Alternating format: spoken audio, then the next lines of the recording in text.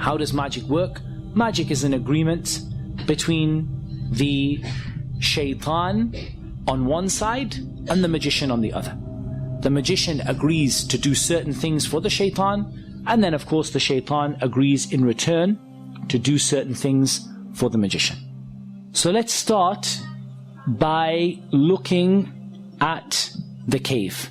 This one is fine. This one's not going to upset anybody, inshallah.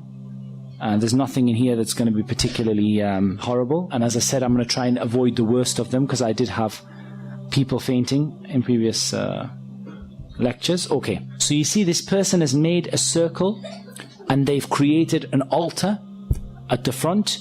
The altar has magical symbols in it and symbolism. Each single symbol has a purpose. Each color of each candle has a purpose. You can see in there is a little shrine at the front with a triangle, and the use of the circle and the triangle is going to come later on. You'll see that very clearly. Each of those candles has a purpose and a reason, and what this person would be commanded to do would be to sit inside of the circle for a prolonged period of time in a cave. And this is just showing you the cave in which the person would be sitting. They're going to a place known for the possession of the jinn, known to be isolated.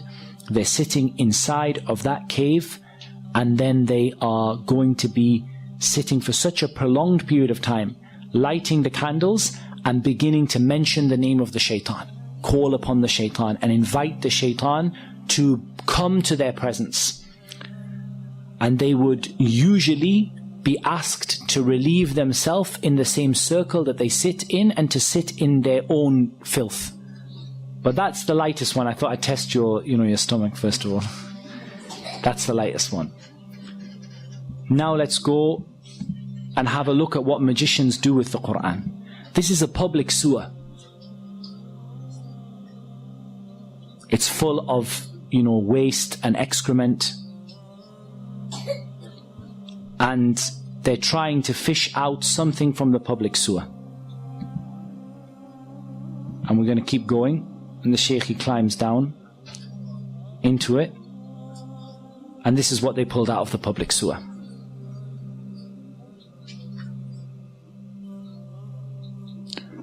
As you can see, this is a copy of the Quran that has been used in a public sewer. It's covered in human filth. It's covered in sewage. And they now have to clean and purify this copy of the Quran. Just in case you thought that was a one-off, we'll show you another video. This one has 51 copies of the Mus'haf that have been disgraced by the magicians. As you can see, they are covered, these are all copies of the Quran. They are covered in knots. They are covered in filth inside of them. They're going to open one of them up. They're covered in pins like voodoo dolls. They're cutting them open, and you see the state of the Mus'haf inside. You can see the color of the water that is coming off of the copies of the Quran as they're washing them, as they're opening them.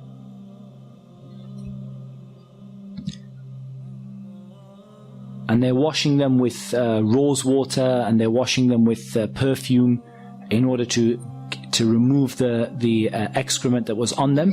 And they were found in a toilet, in a public sewer. 51 copies of the Mus'haf. And you can see inside the state that these masahif have been put in. And inside there are metal nails bent over. These are part of the magic. And you can see how covered these masahif are in dirt and in uncleanliness. Right. What you can see here is a copy of the Quran.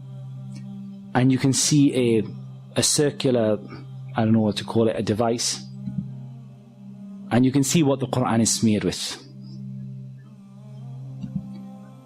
The story of this is actually much, much worse. Whatever you can imagine, the story is worse. There was a maid who wanted to perform magic upon the family that she was with. She took a copy of the Quran, she placed it into this tube, and she placed it where she placed it when she was on her monthly cycle, and she covered the Quran in menstrual blood. This is what magicians do. Here we're going to see another magician. And this magician is going to show how he's been caught. And part of them being caught is they ask them to they ask them to show what it was that they were doing without letting them make shirk. They don't let them call upon the shaitan, but they just let them show the idea of what they were doing in order to expose them in front of the people. So the first thing you see is that this man is wearing red from head to toe. He's wearing red from head to toe because the Prophet ﷺ forbade a man from wearing red from head to toe. He lights his incense that is done deliberately to bring the shaitan. It's a kind of incense that's well associated with the shaitan. And he begins to perfume a whip and he starts to whip himself. This might remind you of some people.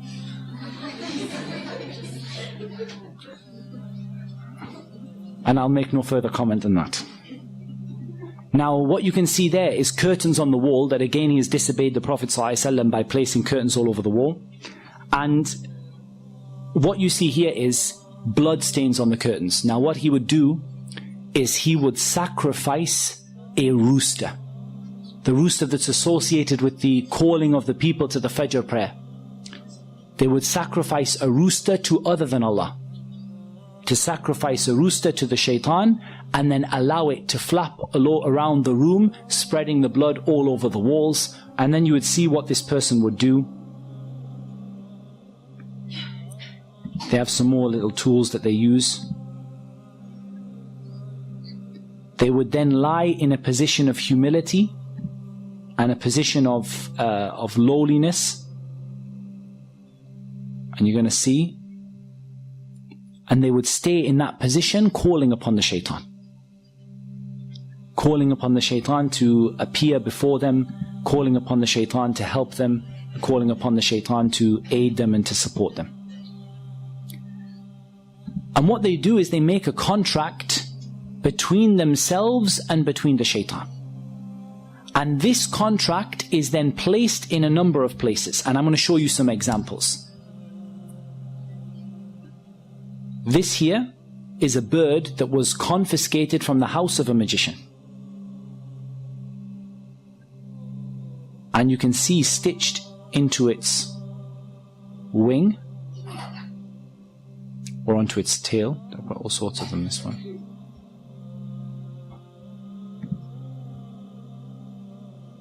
That's stitched onto its wing.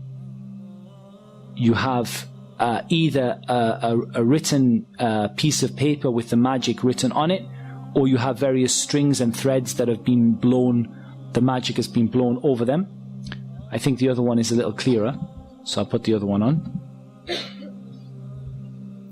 So this is another bird that was confiscated from the house of a magician, and you can see very, very clearly there that it has stitched into its wing a contract that is written between the magician and between the shaitan.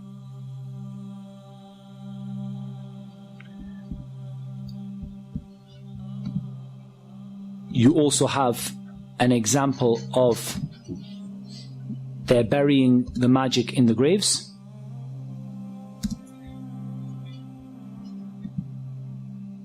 So they go out to a grave and they dig inside the grave.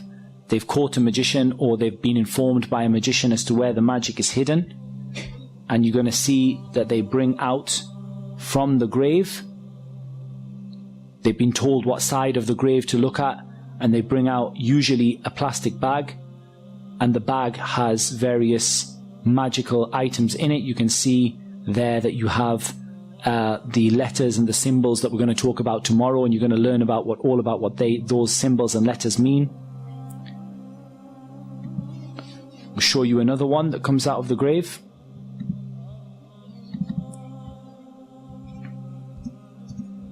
This is right in the base of the grave, in the middle of the night. They call them out because they've heard that there's some magic buried there, and they keep on digging and digging. And eventually they take out this pouch. And they start to open the pouch. And we're going to see what's in it.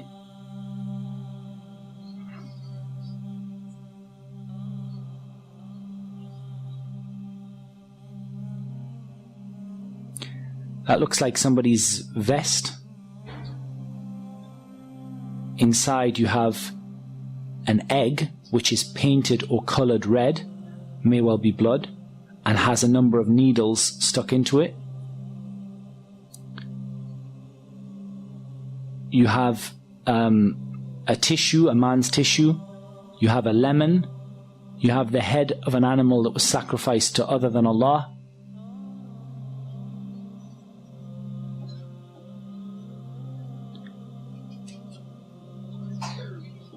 And it's not uncommon for them to put inside of the head of the animal some magic. And you have these writings, you have all sorts, it's covered in blood. You have a child's nappy in there. And you have a sanitary towel. And there's some Quran in there as well.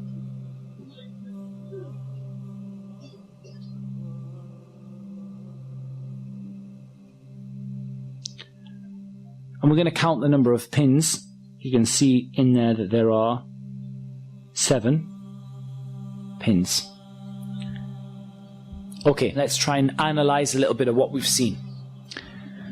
Each individual item that was put in there for a reason. Magicians don't do things at random. They do very, very evil and very horrific things, but they don't do them at random.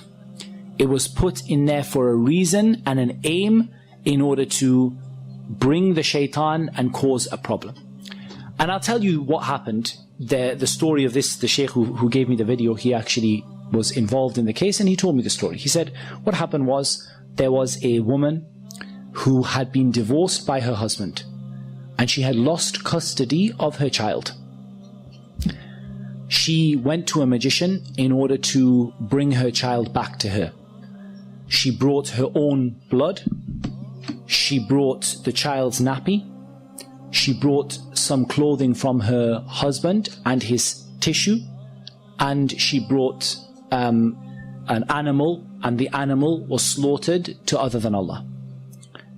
And I want to make something very, very, very clear. The magician in the beginning would do these horrible acts, and they would leave Islam, and they would, they would sell their soul to the shaitan.